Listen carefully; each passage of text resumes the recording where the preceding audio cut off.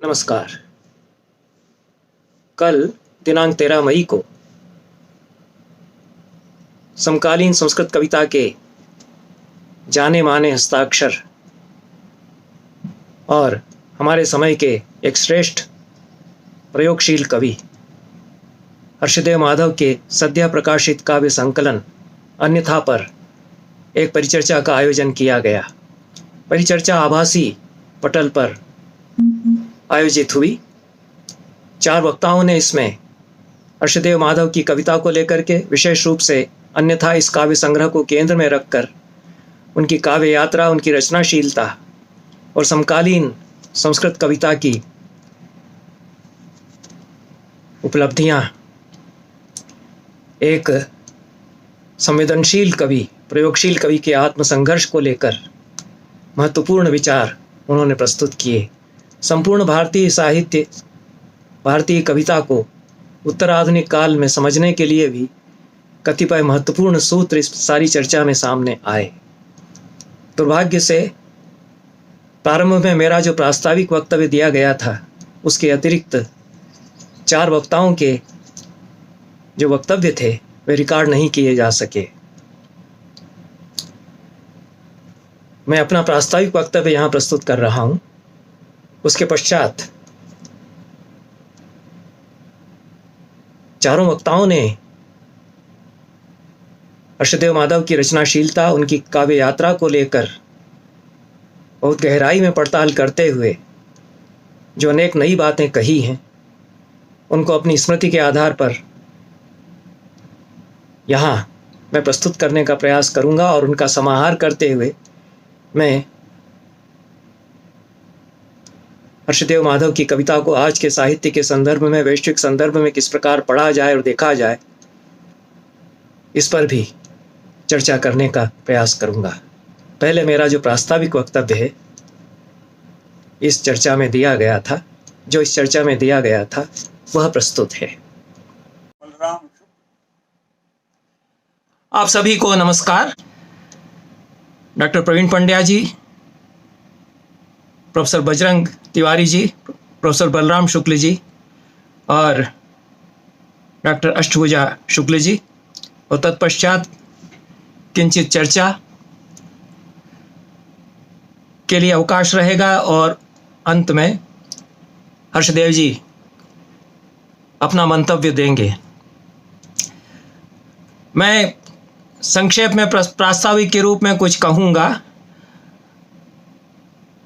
और जो 4 वक्ता बोलने वाले हैं वे आधुनिक संस्कृत साहित्य के और हर्षदेव माधव के साहित्य के विशिष्ट अध्येता हैं। निश्चित रूप से महत्वपूर्ण विमर्श हर्षदेव माधव की काव्य यात्रा को, विशेष रूप से जो अन्यथा शीर्षक से नवीन संकलन उनकी कविताओं का आया है, उसको केंद्र में रख करके यहाँ होगा। मैं कुछ सामान्य बातें हर्षदेव माधव की कविता और यह जो नवीन संकलन है उसके संबंध में कहूँगा। इसकी भूमिका में जैसा कहा गया है कि इस कविता संग्रह से हर्षदेव माधव की कविता में एक नया प्रस्थान रचा गया है, और जैसा मैं समझता रहा हूँ आप लोग भी सहमत होंगे कि अलकनंदा उनकी काव्य यात्रा में एक स्थायी भाव रहा है। अलकानंदा इसमें छपा है। मुझे स्मृति यही थी कि अलकनंदा नाम उन्होंने रखा है। पिछले संकलनों में अलकनंदा कदाचित छपा हुआ है। इसमें कुछ एक दो स्थानों पर अलकनंदा और कुछ स्थानों पर अलकानंदा यह छपा हुआ है। यह तो हर्षदेव माधव बताएंगे कि क्या नाम, उनकी जो चिरंतन सनातन प्रेयसी है उसने क्या अपना नाम भी वर्तनी बदल दी है या वही है, या पहले जो हम जानते थे वो अलकनंदा वास्तव में अलकानंदा होगी। लेकिन ये स्थायी भाव है एक अलकानंदा या अलकनंदा जो एक सनातन चिरंतन प्रेयसी है, और वो उस रूप में चिरंतन सनातन नहीं है। वो बार बार लौट करके आती है, उनकी स्मृतियों में नवीन रूपों में आती है। वो उनकी कविता में बनी हुई है। वे बदली हुई परिस्थितियों में उस खोई हुई अलकनंदा की खोज करते हैं जो इस बीच की तमाम उथल पुथल में कहीं गुम हो गई है। और 45 वर्षों की अर्शदेव जी की काव्य यात्रा है, मैं समझता हूँ, संस्कृत में उनकी जो रचना यात्रा है। और इस रचना यात्रा में अनेक पड़ाव उनकी इस सुदीर्घ यात्रा में आए। आधुनिक टेक्नोलॉजी के उपकरणों को वे कविता में विन्यस्त करते हैं, नई विधाएं और नए मुहावरे लाते हैं। इस सब के बीच में कहीं न कहीं से फिर अलकनंदा भी लौट करके आती है। मई स्पंदते विषुव्यस ज्वाला मुख, ऐसा कुछ उन्होंने कहा है। त्वयि वेनिस नगर जलम। तो ये जो वैश्विक स्वरूप के साथ में अलकनंदा की स्मृतियां हैं, मेरे भीतर धधकता हुआ ज्वालामुखी है और तुम्हारे भीतर वेनिस नगर की नहरें। तो वेनिस नगर को देखा हो या ना देखा हो, लेकिन एक जो संपूर्ण यूरोप की समझ भी और अलकनंदा और भारतीय परिवेश में उसकी स्मृतियों को लाने की जो प्रवृत्ति है वो हम देखते हैं हर्षदेव माधव की कविता में। और अलकनंदा पर या अलकानंदा पर कविताएं भी इसमें कुछ हैं। इस संकलन में कोची समुद्र तट पर जो नवीन प्लव बनाए जा रहे हैं, उनमें से किसी में बैठ कर के हम क्षितिज पार चलें, ऐसा वो कहते हैं। और जहाँ पर कि यह सब न हो, खरीद फरोख्त न हो, ऐसी कामना वे करते हैं। कहाँ तुम छिपी हुई हो, विदेशों के टूरिस्ट नहीं जानते हैं। किसी बाजार में तुम कहीं गुम हो, तुम बाजारों में जो शोभा पुतलिकाएँ हैं उनके भीतर कहीं रह गई हो, शालभंजिका की तरह से कहीं तुम स्थित हो। इस प्रकार से जो खोई गुम हुई अलकनंदा है, उसकी फिर से पहचान आधुनिक परिवेश में करने की कोशिश करते हैं। नए विषय और नई स्थितियां बराबर आती हैं हर्षदेव माधव के काव्य में, और अपने सत्व की खोज, अपने आप की खोज कवि इन सब के बीच में करता है। और खूबी यह है कि यह खोज बराबर ईमानदारी से हर्षदेव माधव करते हैं। मेरा प्रेम कोरोना ग्रसित नहीं हुआ है, वे कहते हैं। ये जो आश्वस्ति है, अंततः अन्यथा की कविताएं हमको यह आश्वस्ति देती है। सदैव विरल विषय उठाते रहे हैं हर्षदेव माधव, और यहाँ भी हम देखते हैं सरोगेट मदर पर उन्होंने बहुत अच्छी कविता लिखी थी। और कितनी संवेदनशीलता के साथ में वे बातें करते हैं। इस प्रकार के जो जटिल आधुनिक विषय हैं, यहाँ भ्रूण के द्वारा माँ की स्तुति पर कविता है। एक तो स्तोत्र काव्य को ही नया परिप्रेक्ष्य इससे प्राप्त होता है। विधाएं तो बहुत सारी नई ली ही हैं हर्षदेव माधव ने, लेकिन पुरानी विधाओं को नया स्वरूप वे देते हैं। तो यह भ्रूण कृतम मातृस्तोत्रम जो काव्य है, उसमें एक तो वैदिक स्तोत्र की भावभूमि नए परिवेश में किस प्रकार से आती है, और एकदम नया विषय की गर्भस्थ शिशु माँ की स्तुति करता है। सुंदर छंद भी इसके लिए लिया गया है। समय अभाव से मैं पढ़ूंगा नहीं कविताएं। त्रिष्टुप छंद है जिसमें कि इंद्र वज्रा उपजाति ये छंद भी आते हैं। और समकालीनता के संदर्भ में वैदिक भावबोध की प्रतिष्ठा यह कविता यहाँ पर करती है। इसी तरह की दूसरी कविता है कर हृदया दिन न्यास। यह जो उपासना की पद्धतियाँ हैं, इनको आधुनिक परिवेश में संस्कृत की नई कविता का विषय वे बनाते हैं। कहीं कहीं थोड़ी सी यांत्रिकता लगती है, और एक यांत्रिक ढंग से लेकर के आए हुए हैं ये विषय। कहीं कहीं थोड़ा सा ऐसा लगता है, ये तो संभव होता ही है, लेकिन चमत्कार हर्षदेव माधव की कविता इस तरह के बहुत करती है। और जैसा हम सभी देख ही रहे हैं कि इसमें एटीएम पर कविता है। मेरे ख्याल में एनी टाइम मनी उसका अंग्रेजी में होता है। अब अनुवाद में परामर्शी योग माया ने कुछ और लिखा है। अनुवाद की समस्याओं पर हमें विचार करना चाहिए, ये बहुत जटिल समस्या है। और शुभ्रजीत सेन ने जिस तरह से किताब को प्रस्तुत किया है वो बहुत बधाई के पात्र हैं। परामर्शी योग माया ने बहुत मनोयोग से, परिश्रम से अंग्रेजी में अनुवाद किया है। दोनों बहुत बधाई के पात्र हैं, लेकिन मुझे अनेक विप्रतिपत्तियां हैं अंग्रेजी अनुवाद जो कुछ स्थानों पर हुआ है उसको लेकर के। तो यह एटीएम मशीन को, आधुनिक जीवन के उपकरणों को बहुत सार्थक रूप में आधुनिक जीवन की जटिलताओं के बोध के साथ में वे लाते हैं, और उसमें ही कहीं अलकनंदा लौट करके आती है। एक बार के ये OTP की तरह उसकी स्मृतियाँ कहीं बिछुड़ती हैं फिर साथ आती हैं। यह वो कहते हैं, कई बार उद्धृत हुई है उनकी यह कविता, पहले भी सुनी गई है। तो यह विसंगति बोध आज का, वो पूरी जो पैराडॉक्सेस हैं, पहेलियाँ हैं आज के जीवन की, उनके साथ में जो एक खास खूबी अर्शदेव माधव की रही है कि वे स्वैर कल्पना, जिसको फैंटेसी कहते हैं, उसका प्रयोग बहुत करते हैं। लक्ष्मी के 2 चरण हैं, सहसा तिरोहित हो जाते हैं, अलक्ष्मी भांडागारों में आ गई है। तो ये जो कई स्थानों पर फैंटेसीज हैं, कल्पनाएं हैं और वैचित्र्य का संसार है, वो आधुनिक भावबोध को उजागर करने के लिए उसको वे विषय बनाते हैं। विरल विषयों में जैसे ये कविता, मुझे यह एक तरह से शिकायत रही है संस्कृत साहित्य के जो सर्जक हैं उनसे, कि उन्होंने विभाजन की त्रासदी पर नहीं लिखा। कम से कम वो लोग तो लिखते जो भाग कर के लाहौर से आए, कहीं कोई एक श्लोक ही शायद उन्होंने नहीं लिखा। सब कुछ सुखोच्छ्वासमय उनकी कविताओं में होता है। वो फला का चरित्र लिखते हैं, उसका चरित्र लिखते हैं, बड़े बड़े पुरस्कार प्राप्त करते हैं। इतनी बड़ी त्रासदी हुई विभाजन की, कैसा देश दहल गया है, भारत माता के शरीर पर कितने घाव हुए हैं। इस पर अन्य भाषाओं में तो कितना साहित्य लिखा गया, यहाँ तक कि समकालीन अंग्रेजी के साहित्य में ट्रेन टू पाकिस्तान जैसे उपन्यास लिखे गए। हिंदी में तो झूठा सच यशपाल का, वो ऐसी त्रासदी पर लिखा हुआ उपन्यास है, उसके कारण यशपाल बड़े उपन्यासकार बन गए। स्वयं अपने आप में वो इतने बड़े कथाकार नहीं है।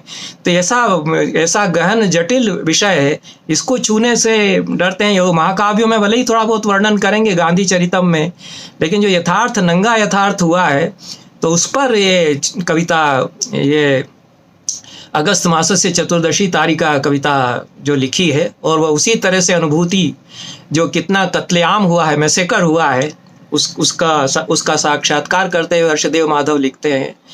तो ये जो सर्वत्र जय जयकार और सर्वत्र गुणगान की प्रवृत्ति है, वो कितनी जो हमारे देश के, समाज के चित्त पर घाव हैं, उनको उपेक्षित करती है। ऐसा नहीं कि वो उसको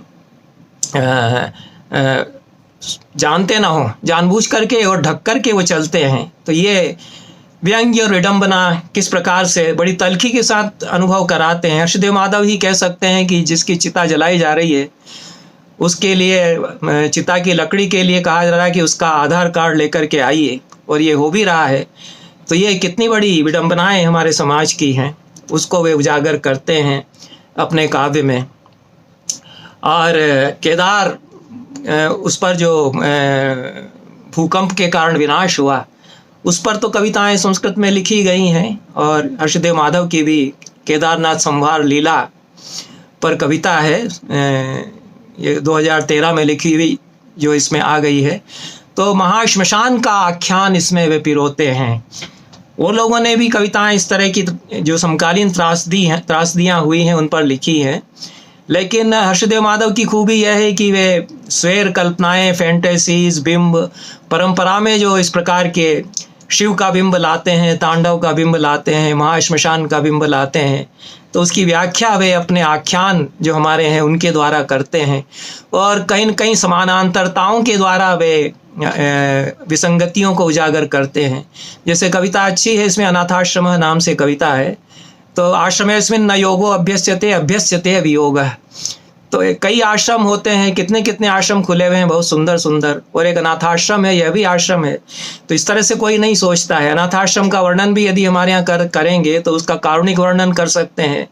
लेकिन ये जो पैरेललिटीज़ हैं, समानांतरताएं हैं, कि कुछ आश्रम वहाँ हैं, कुछ आश्रम हमारी परंपरा में चले आ रहे हैं, और एक आश्रम यह है। तो ये जो एक समग्र परिप्रेक्ष्य में अब समानांतरताओं के साथ देखने की दृष्टि है, ये अर्शदेव माधव में आती है। अब मैं 15 मिनट बोलना था, मुझे लग रहा है कि मेरे 12-13 मिनट हो रहे हैं। और कविताएं जो है बहुत अच्छी इसमें हो, पढ़ी भी जा सकती थी, लेकिन मैं नहीं पढ़ूंगा। और कुछ समस्याएं और कुछ जो बातें मुझे कहना है, उसमें से एक बात तो यह है कि हर्षदेव माधव का अनुवाद करना बहुत सहज आसान नहीं है। यद्यपि उनकी कविताएं बहुत सरल भाषा में लिखी गई है। जैसे एक कविता मैंने यहाँ देखी, और हो सकता है कि मेरी धारणा गलत हो। इसमें प्रथमांत शब्दों का प्रयोग किया गया है, और जो अनुवादिका है उसने द्वितीयांत समझ करके अनुवाद कर दिया है। तो वयम क्रीडामस्तदा कंदुकः, खादामस्तदा मोदकः, पाययामस्तदा मदिरा, क्षिपामस्तदा वह्निगोलकः, स्फोटयामस्तदा स्फोटकः, सर्वमपि सुखम जाता वेव नः।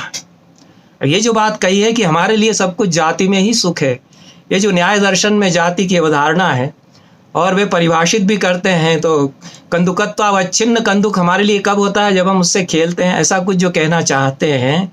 तो वो हम कंदुक से खेलते हैं, मोदक को खाते हैं, ऐसा अनुवाद नहीं हो पाएगा। तो ये जो कई बार बहुत गहरे में धंस कर के बातें कहे जाते हैं, हर्षदेव माधव की खूबी है, और लगता है कि बड़ी सहज सरल बात कर रहे हैं। तो इसको समझा जाना चाहिए था, क्योंकि आगे और पीछे जो उसका पौर्वापर्य है, जिसमें मन को संबोधित करते हुए कहते हैं कि साधु रे मन, मनो साधु, तो मना होना चाहिए था। व्याकरण की अशुद्धियाँ कुछ स्थानों पर हैं। संबंधों को लेकर के बहुत मार्मिक कविताएं हर्षदेव माधव ने लिखी हैं, और संस्कृत में कम ऐसी कविताएं लिखी गई हैं। उसके लिए तो जितनी प्रशंसा उनकी की जाए, जैसे पत्नी को लेकर कविताएं हैं, तो ऐसी महीन कविताएं पत्नी को लेकर के बहुत कम लिखी गई संस्कृत में। और इस संग्रह में पिता को लेकर और पुत्र को लेकर, भ्रूण का संबोधन माँ के प्रति और माँ का संबोधन भ्रूण के प्रति, ये दो कविताएं तो हैं ही जो स्तोत्र काव्य को नया आयाम देती हैं।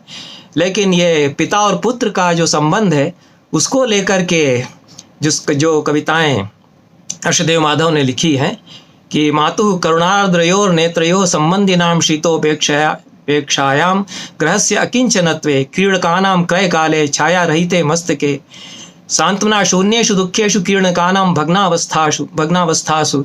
यह जो आपके अभाव की अनुभूति में कब कब करता हूँ, ऐसा पिता की स्मृति में कहता है। तो यह दूसरी खूबी उनकी यह है कि वे अमूर्त को मूर्त करते हैं। दुख जो है गिरते हैं जलप्रपात की तरह पहाड़ों से, दुखों की आंधियाँ चलती हैं, दुखों के दावानल जलते हैं, दुख अंकुरित होते हैं। यह सब जो कहा है, मैं फिर मूल नहीं पढ़ रहा हूँ, लेकिन ये जो अमूर्त का मूर्तिकरण करते हैं और उससे बिंब विधान की खूबी उनमें एक अलग तरह से आती है, ये हर्षदेव माधव की कविता की खूबी रही है। और यह जो कहा उन्होंने, इसका भी अनुवाद आप देखिए तो बड़ा मुश्किल है अनुवाद करना। जो पुत्र कहता है कि स्वाम स्कंधम आरोप्य तव वाहनम जातोस्मि पुरा, ये कहता है कि मैं तुम्हारा वाहन बना था कभी, तुमको अपने कंधे पर बिठाकर, पिता कहता है पुत्र के लिए, और अहमपि गमिष्यामि दूरम दूरम त्वत् स्कंधम आरुह्य, तुम्हारे कंधों पर चढ़कर मैं बहुत दूर चला जाऊंगा। तो ये अंग्रेजी में इसको कहना वो आ नहीं पाता है, अट नहीं पाता है। तो मैं बहुत ज़्यादा बातें न कह कर के, और कुछ स्थानों पर यह जो समझने में चूक हो जाती है तो कविता छूट जाती है। यह जो कविता है बड़ी बारीक कविता यह है, और सुंदर, इसमें अद्भुत बिंब, बहुत बारीक संवेदना से बहुत अनोखे बिंब पिरोए गए हैं, जिसमें कुत्ते की टपकती हुई लार है, सोया हुआ कुत्ता जीभ हिलाता है, कक्ष मुकरे सद्य स्नाताया प्रियतमाया केशेभ्यो निस्सरत जल बिंदु भी भय विह्वलाम मक्षिकाम। ये तो अद्भुत बिंब है। और उसमें दर्पण में सद्य स्नात प्रियतमा जो अपने केश फटकारती है, और भय विह्वल मक्खी उड़ती है छटपटा कर, ऐसी बात कुछ कहते हैं। उसे उन्होंने मॉस्किटो कर दिया है, तो मॉस्किटो से तो नहीं बात बनेगी। और साहित्य में, अंग्रेजी साहित्य में भी मक्खी का एक अलग तरह से बिंब आता है। लॉर्ड ऑफ फ्लाइज बड़ी प्रसिद्ध रचनाएं हैं, और भी कई कहानियों में अंग्रेजी में वो जो फ्लाई है वो आती है। तो वो हर्षदेव माधव की जो समझ है वैदेशिक साहित्य की और अनुभूति विश्व जो उनका है, तो किस परिप्रेक्ष्य से वो बात कह रहे हैं, इस बात को समझा जाना चाहिए।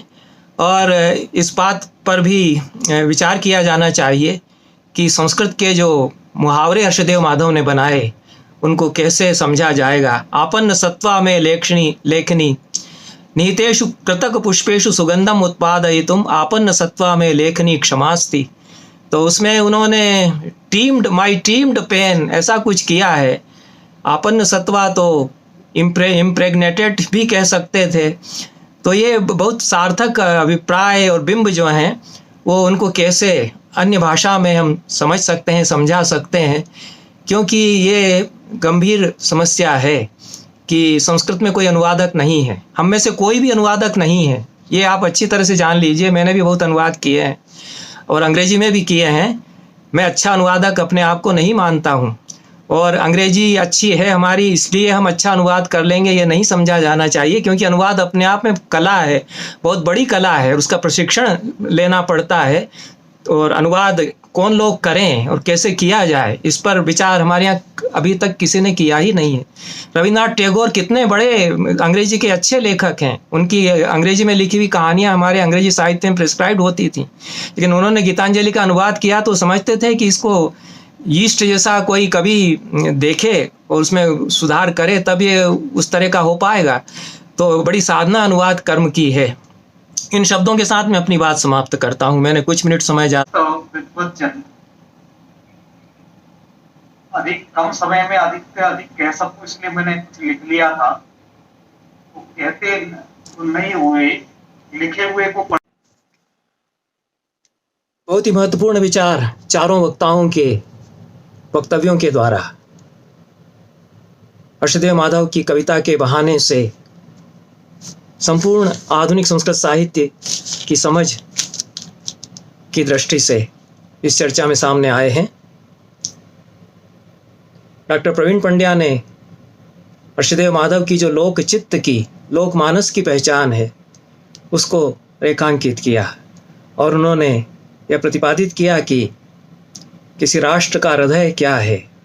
किसी भी राष्ट्र का हृदय लोक में है, और हर्षदेव माधव की जो लोक की समझ है वह उनकी कविता को एक नया तेवर पूरे समकालीन संस्कृत साहित्य में देती है। मैं उनकी बात से सहमत हूँ, और हर्षदेव माधव की कविताओं पर जितनी चर्चा की जाती है उतनी उनके गद्य पर चर्चा नहीं की जाती।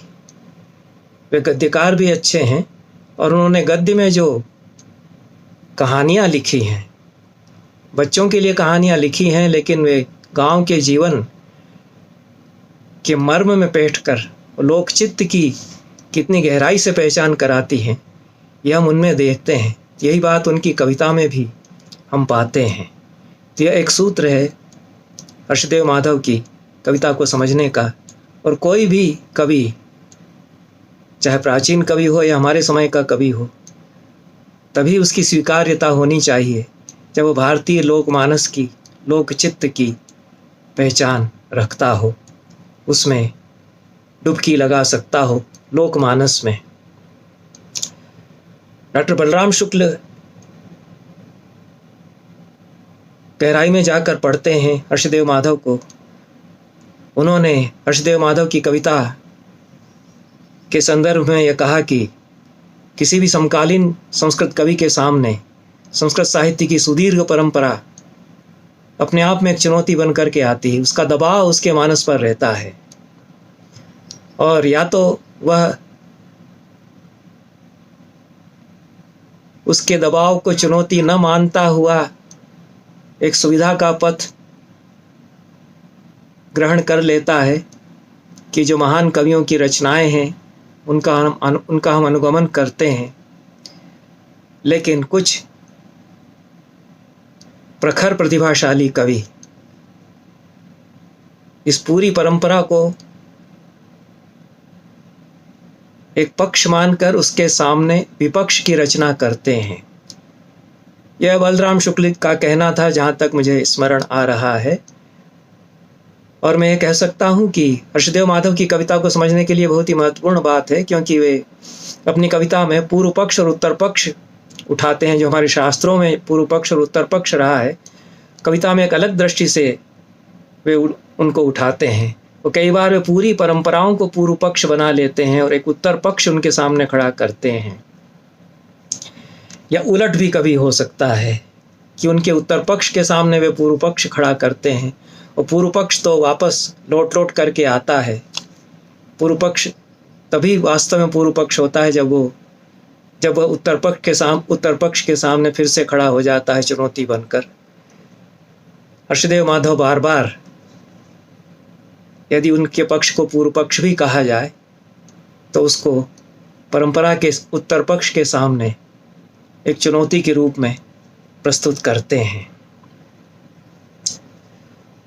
शुक्ल जी ने यह भी कहा कि संस्कृत साहित्य में अनेक काल संस्कृत कविता में उपस्थित होते हैं और प्राचीनता और नवीनता का गठबंधन इसमें होता है।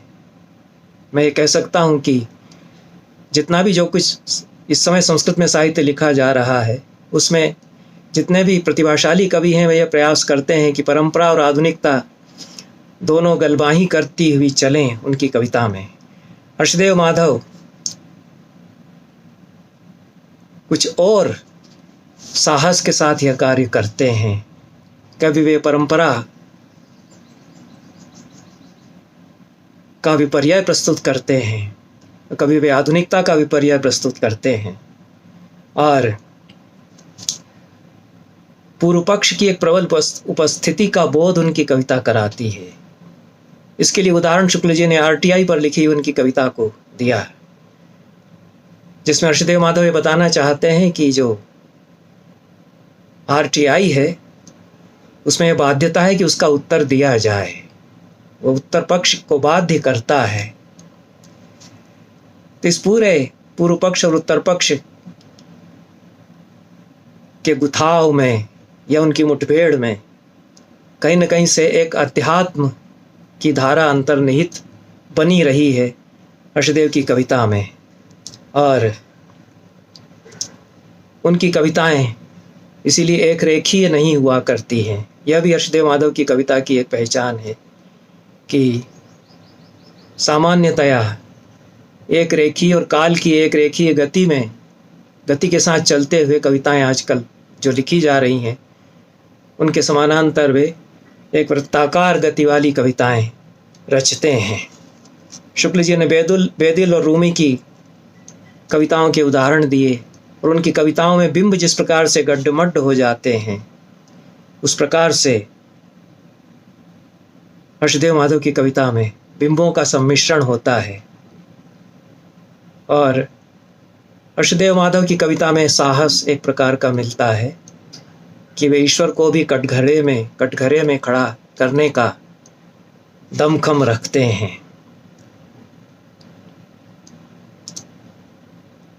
तो यह हर्षदेव माधव की एक खूबी है कि संस्कृत की जो पारंपरिक शैली है उसको तोड़ देते हैं कई बार और वह व्याहत हो जाती है। और इसकी एक समस्या भी उनकी कविता में आती है कि किस प्रकार की भाषा वे रच रहे हैं। वह भाषा कहीं कहीं अपरिपक्व हो सकती है, ऐसा कदाचित आशय शुक्ल जी के कथन से निकलता है। तो परंपरा का संरक्षण करने के भाव से लिखने वाले बहुत हैं और परंपरा के सम्मुख प्रत्याख्यान के स्वर में काव्य रचने वाले कवि जो थोड़े हैं, इन्हें गिने हैं, उनमें हर्षदेव माधव प्रथम स्मरणीय हो जाते हैं।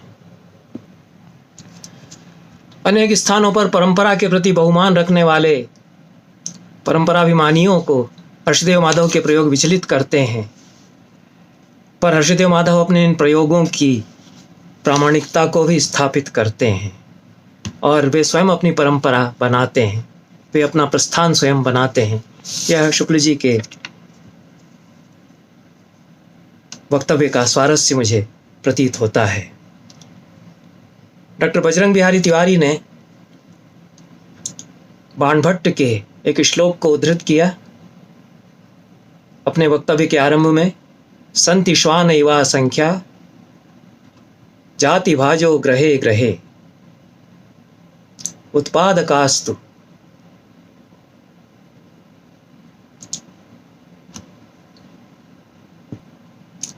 उत्पादकान् बहवः। जाति भाग कवि, जाति भाजन कवि तो बहुत मिलते हैं, जो किसी भी परिदृश्य को ऊपर ऊपर से जैसा देखते हैं उसका वर्णन करते हैं, वे जाति कवि हैं। जाति से आशय यहाँ कास्ट से नहीं है। जाति का भी होता है, स्वभावोक्ति भी उसको कहा गया, लेकिन उत्पादक कवि विरल होते हैं, ऐसा बाणभट्ट कहते हैं, जिनमें अपनी कल्पना अपनी उपज से वो लिखते हैं। बजरंग बिहारी तिवारी के कहने का आशय यह रहा कि हर्षदेव माधव कविता की शर्तों पर अपने समय को दर्ज करते हैं। वे दस्तावेजीकरण भी करते हैं, डॉक्यूमेंटेशन भी करते हैं, पर केवल दस्तावेजीकरण ही वे नहीं करते, यथास्थिति का ही बयान वे नहीं करते, यथास्थिति के सतह को भेद कर उसमें गहराई से वे उतरते हैं। तो यह जो यथार्थ की परतें हैं, उनमें स्तानिस्लावस्की ने उसको इनर रियलिज्म कहा, आंतरिक यथार्थ कहा, और चॉम्स्की की शब्दावली में एक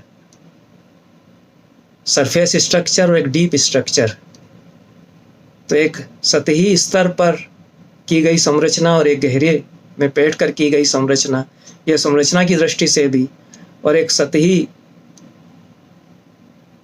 बयान के द्वारा प्रस्तुत यथार्थ का वर्णन, और एक गहरे में उतरकर यथार्थ की मीमांसा विश्लेषण करते हुए किया गया प्रस्तुतिकरण, ये दोनों में अंतर हो जाता है। हर्षदेव केवल दस्तावेजीकरण ही नहीं करते हैं, वे गहराई में बैठ कर के स्थितियों को समझते हैं। इसलिए हर्षदेव माधव के पास हम जाते हैं तो हमारी अपेक्षाएं उनकी कविता से बढ़ जाती हैं। यह भी एक समस्या है कि हम हर बार अपेक्षा करते हैं कि हर्षदेव माधव तो बहुत कुछ एकदम अभूतपूर्व ही लेकर आएंगे, और वे अति सरलीकरण के कवि नहीं हैं। वे, तिवारी जी ने कहा कि वे पोस्ट ट्रुथ के समय के कवि हैं, उत्तर सत्य के समय के वे कवि हैं, और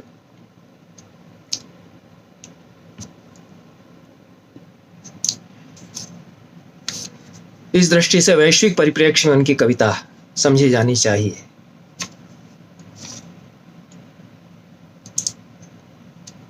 अष्टभुजा शुक्ल ने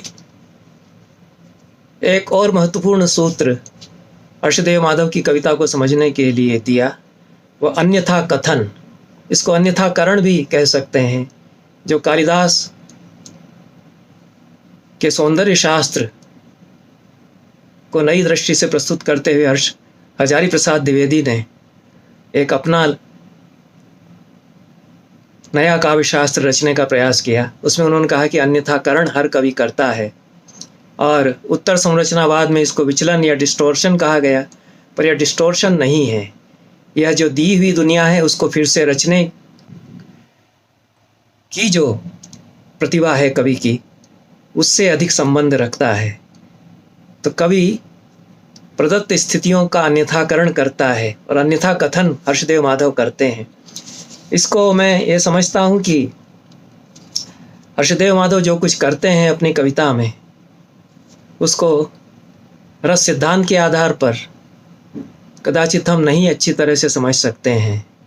हम ध्वनि सिद्धांत के आधार पर भी उसको पूरी तरह से नहीं समझ सकते हैं। कुंतक ने जो वक्रोक्ति के मापदंड प्रस्तुत किए, उनके द्वारा ज़्यादा कारगर ढंग से हर्षदेव माधव के काव्य की मीमांसा की जा सकती है। और जो वक्रोक्ति सिद्धांत है कुंतक का, वह मात्र विचलन की बात नहीं करता है, कुछ घुमा फिरा कर कहा गया है यह नहीं कहता है। कविता में वह लोकोत्तरता की बात करता है, वेदज्ञ भंगी भणिति की बात तो करता ही है, लेकिन अतिशय के द्वारा जो सामान्य कथन है उससे उत्तर कथन कविता करती है, यह कुंतक कहते हैं, और अभिधा में ही वह कथन संभव हुआ करता है। तो अभिधामूल व्यंजनाएं बनती जाती है। यह हर्षदेव माधव के काव्य में भी होता है। अभिधा के भीतर व्यंजनाएं समा जाती हैं, यह कुंतक कहना चाहते थे। और अभिधा ही अपनी सारी विचित्रताओं में बड़े संसार को समेट लेती है, उसमें अतिशय हो जाता है। तो जो अतिशयाधान है और लोकोत्तरत्व कविता का है, वह हर्षदेव माधव की कविता को समझने के लिए यह जो वक्रोक्ति का तत्व है, उसके द्वारा एक पैमाना हमको प्राप्त उसमें होता है। अष्टभुजा शुक्ल जी ने कवि कर्म की चुनौतियों की भी बात की और उन्होंने श्रद्धा कविता को उद्धृत किया और कवि की निष्ठा किसमें है, इस दृष्टि से विचार किया जाना चाहिए। उन्होंने यह भी कहा कि हर्षदेव माधव समय से संवाद भी करते हैं और समय का प्रतिवाद भी करते हैं। जीएसटी को लेकर उनकी लिखी हुई कविता, जिसमें समय हमारा उपस्थित है, लेकिन एक अप्रत्यक्ष की जो उपस्थिति है,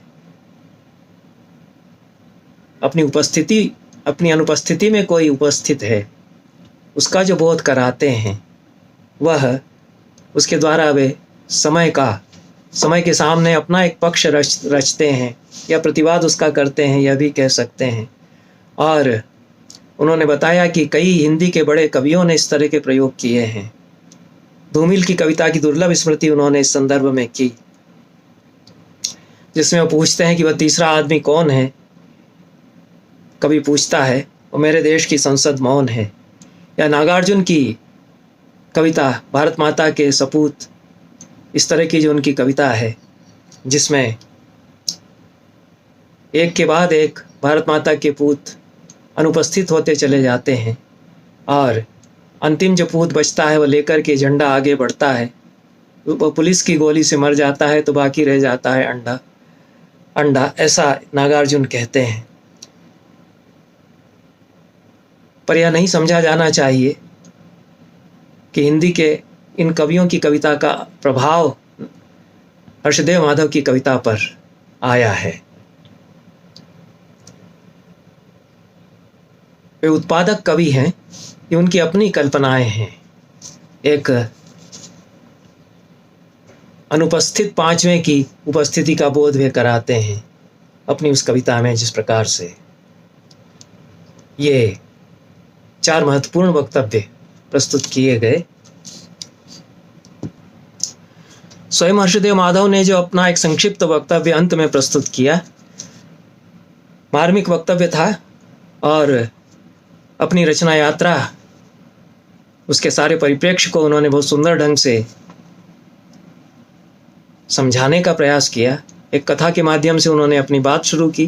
किसी फकीर की कथा है, उससे किसी पीर ने कहा कि तुम्हारी नमाज खुदा ने कबूल नहीं की है। तो वह पीर आनंद में मगन होकर के नाचने लगा। लोगों ने उससे पूछा कि क्यों नाच रहे हो, तुम्हारी तो प्रार्थना ही अस्वीकृत हो गई है। तो फकीर ने कहा कि अस्वीकृत हो गई है, इसी से तो मुझे लगा कि सुनी और समझी तो गई है। यह अपने आप में एक आधुनिक कवि का बहुत महत्वपूर्ण बयान है कि उसकी कविता अस्वीकृत हो रही है यदि,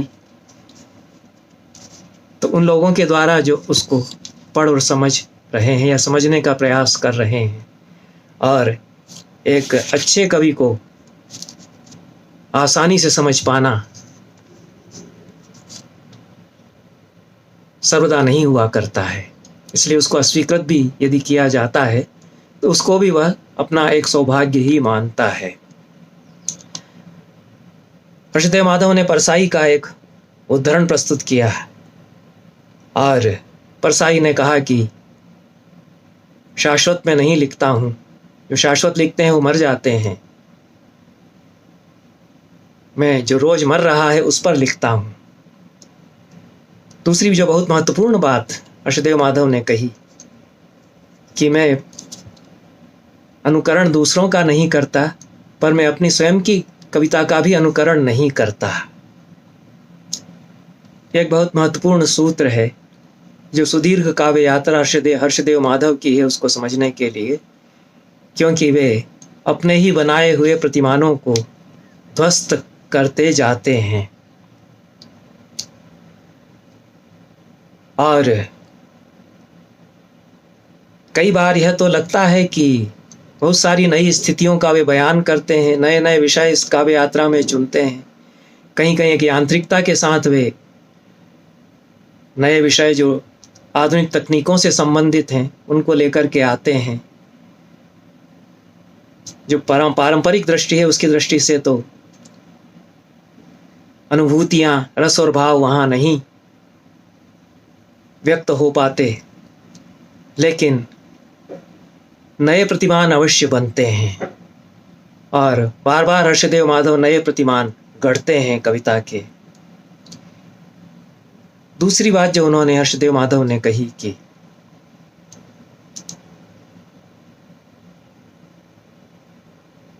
चूंकि वे गुजराती के भी कवि हैं, और यह तो सत्य है कि गुजराती के भी जाने माने कवि हर्षदेव माधव हैं। गुजराती में उन्होंने गज़लें अच्छी लिखी हैं। गुजराती के छंदों का संस्कार उन पर रहा है और जो पारंपरिक संस्कृत छंदस शास्त्र की दृष्टि से उनकी कविता को देखते हैं उनको उससे समझने में थोड़ी सी अड़चन हो सकती है, क्योंकि छंदो विधान उनकी कविताओं का एक अन्य भाषा की समकालीन कविता से प्रभावित भी रहा है। एक जटिल समस्या जिस पर इस पूरी चर्चा में बार बार ध्यान जाता रहा वह किसी भी बड़े कवि की रचना को अन्य भाषा में अनुवाद करने की समस्या है। और यह पुस्तक अन्यथा हर्षदेव माधव की अंग्रेजी अनुवाद के साथ छपी है। परिश्रम से अंग्रेजी अनुवाद किया गया है, पर कई स्थानों पर जैसा कि प्राय सभी वक्ताओं ने अनुभव किया कि अनुवाद को लेकर समस्या आती है। संपूर्ण भारतीय साहित्य की वैश्विक प्रतिष्ठा का भी प्रश्न इससे जुड़ा हुआ है। यदि भारतीय भाषाओं के जो सर्वश्रेष्ठ लेखक हैं उनकी विश्व में पहचान निर्मित करनी है तो विश्व की अन्य भाषाओं में उनके बहुत प्रामाणिक सटीक अनुवाद किए जाने चाहिए। और अनुवादकों के द्वारा किए जाने चाहिए। अनुवादकों की कमी है। संस्कृत में इस तरह की कोई अवधारणा ही कदाचित नहीं आ पाई है कि अनुवाद का प्रशिक्षण लेकर के एक अनुवादक होने के लिए साधना करना आवश्यक है, क्योंकि एक अनुवादक के लिए कार्यित्री और भावयित्री दोनों प्रकार की प्रतिभाएं अपेक्षित हैं। और अनुवाद एक कला है अपने आप में, वह मौलिक रचना से कम महत्व उसका नहीं है। इस दृष्टि से एक सर्जक के रूप में कविता का अनुवाद पूरी निष्ठा के साथ किया जाए और उन लोगों के द्वारा किया जाए जिन्होंने कविता के अनुवाद की साधना की हो। यह केवल समकालीन संस्कृत साहित्य के ही लिए नहीं बल्कि सभी भारतीय भाषाओं के उत्तम साहित्य के लिए यह बहुत समय की मांग है। और हमारे अनेक बड़े लेखक, संस्कृत के महान कवि, वो विश्व कवि के रूप में प्रतिष्ठित होते यदि उनके उस तरह से अनुवाद किए जाते जिस तरह से कि रविन्द्रनाथ ने गीतांजलि का अनुवाद किया।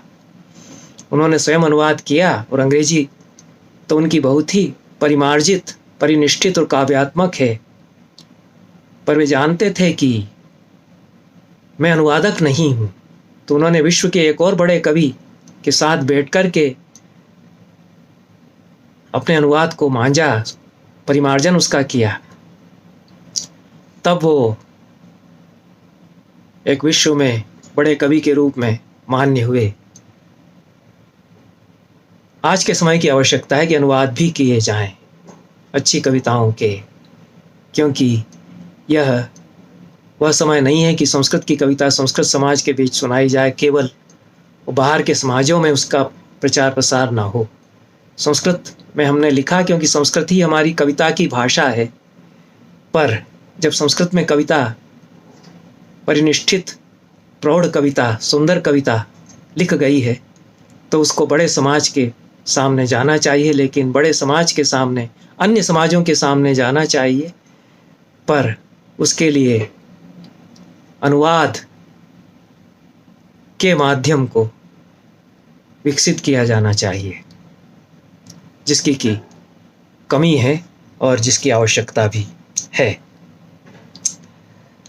कुल मिलाकर हर्षदेव माधव के काव्य को समझने के लिए नए कुछ मानदंड जो हो सकते हैं उन पर इस चर्चा में विचार किया गया